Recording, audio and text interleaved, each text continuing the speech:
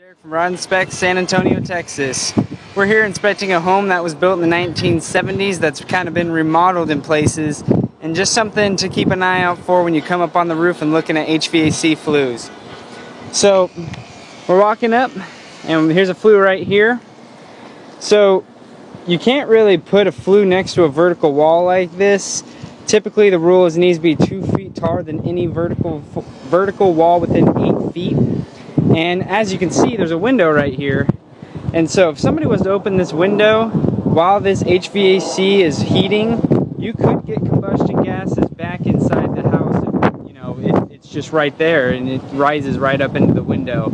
And so just something, you know, for your information.